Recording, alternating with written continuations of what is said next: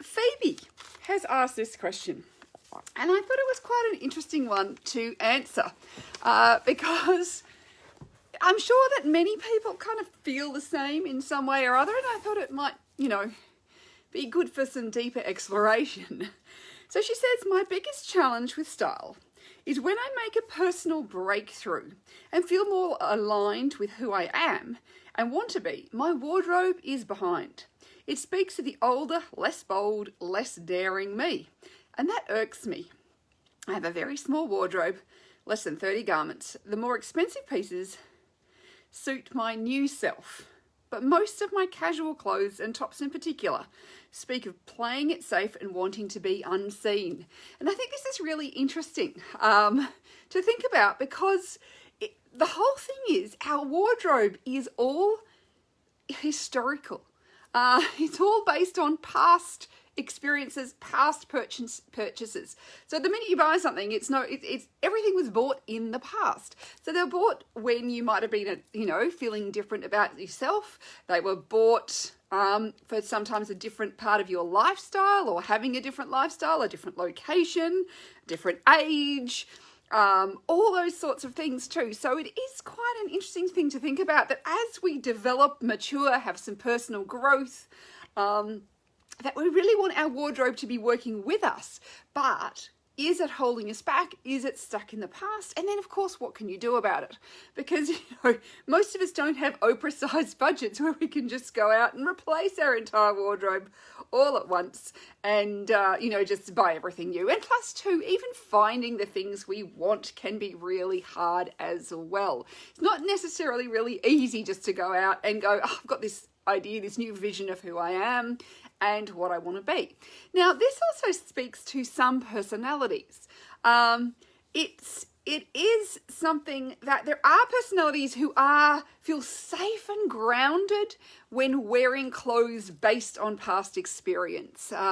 They tend to look more to the past as a prediction for the future, and so tend to be very happy with clothes that they've had for a long time. And then there's other people who live more into the future. The way their brains work is they're always thinking ahead and they're thinking into the future.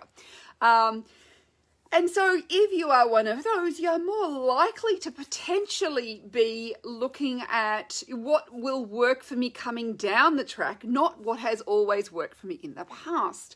So it is we all look at that past information and use that as guidance in a way. But we also, some of us are spending more time with a future focused. And one of the things I do talk about, and I have got a blog post about creating a future focused wardrobe, about how to think about what I might need in the future and where I'm going and how I want to be perceived and all those sorts of things in the future, not just looking back to what I've done in the past, what's my lifestyle been in the past, how have I been in the past.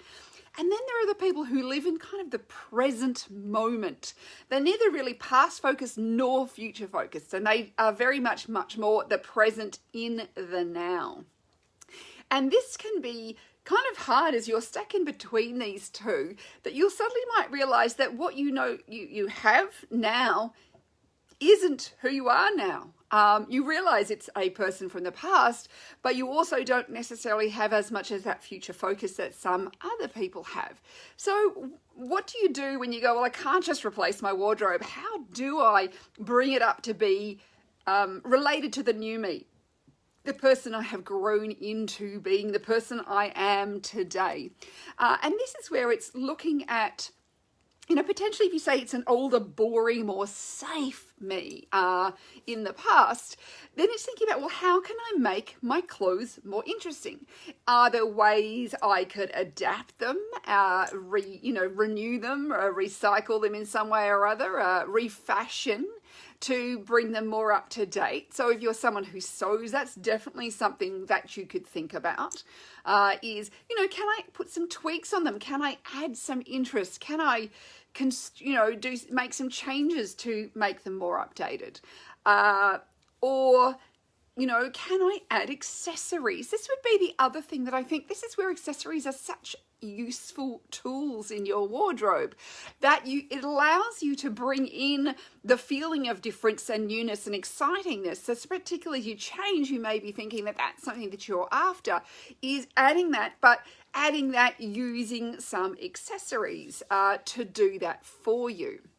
It could be looking at, they're a bit boring, but how about if I wear them in different ways, put them together in different color combinations, layer things in ways I've never layered before, do something different. Don't just wear them the same old way.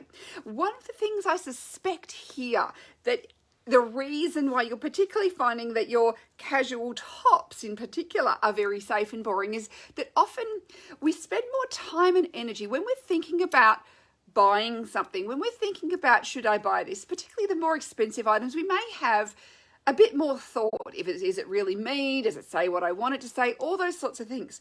Things like casual tops often get the it'll do. I'm out shopping. Oh, I need something. It'll do. We don't put, because it's cheaper, we don't put as much time and effort into thinking, is this really me? Is it how I want to be? All those sorts of things. So it could be that is where part of this issue comes in, is that we've kind of settled for it'll do to start with. And that always it's like, they're the three words that'll kill your wardrobe. And your style, because you'll never feel happy and really stylish in just it'll do clothes. You'll feel just a bit bland and boring and, all those sorts of things. So it is starting to become more aware of what makes you really happy. And this is why I've got lots of exercises and activities in my online programs of how to discover this for yourself. And there's also plenty of things on the blog as well about thinking about your wardrobe and what works for you and what makes you happy. And this is why a style recipe is such an incredibly useful tool. And one of the things I would recommend, Phoebe, is that you go and create a new style recipe for the you who you are today, the newer, better, brighter, shinier version, and then see what have you got in your wardrobe that you could create that with. So it's already existing, but then how could you tweak it to add that new you into that equation? Because I suspect often so many of us get into real habits of how we wear our clothes. We just wear this with that and we just don't think about it. Or we have weird ideas of what we can't put together, where it's like, I can't possibly wear a warm top with my cooler blue jeans or something, when in fact, most denims nobody really notices. They kind of a background color. They stop being important. So we can have ideas. Or we read somewhere once, I remember one of my clients, she'd read in a Trini and Susanna book that you couldn't wear a pastel with black because it didn't suit them, but for her it worked really well. So it was one of those things that was we've got these ideas, we've picked them up somewhere along the line, and we've made kind of some little rules for ourselves, but we haven't actually questioned if those rules are still working. So I do recommend, get yourself a new style recipe. See what you have with accessories. Can you refashion? Just go online and Google up refashion and things like that, and you'll find some amazing ideas of how you can potentially change those boring items into something that might be more interesting for you. And then as you are buying anything new, do try and think about it with a future focus. So think about, where am I going as a person? Who do I want to be? How do I want to be perceived? All those questions are really important to ask yourself, because then you're more likely to be buying with a future focus rather than a what have I had in the past? This is like things I've already owned. Generally, when we get really bored with our wardrobe, is we keep buying the same olds. And so, of course, it gets really boring because I've got 5 of those in my wardrobe already, rather than what is new and exciting and different and all those things. So have a look at that blog post about a future focused wardrobe. I think it'd be really useful.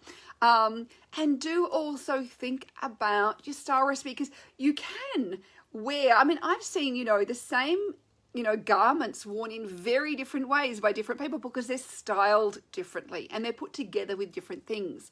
So it's almost that sort of thing that you may not recognize it as the same thing because it's worn differently. So taking a fresh look at what you have, and also becoming aware of where your little downfalls are in the shopping. And I would suspect that in those casual tops, it is to, you know, I don't want to spend too much money, so I'll just buy whatever it is, and then I'm never really happy with them. So there's just a few little tips. Hopefully they help you, Phoebe, to think about the new you and your wardrobe as you move forwards.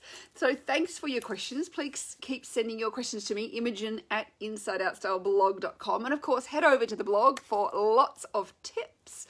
And of course, this will also, I'll make this into a post, and this will also have some resources and references as well soon. Bye for now.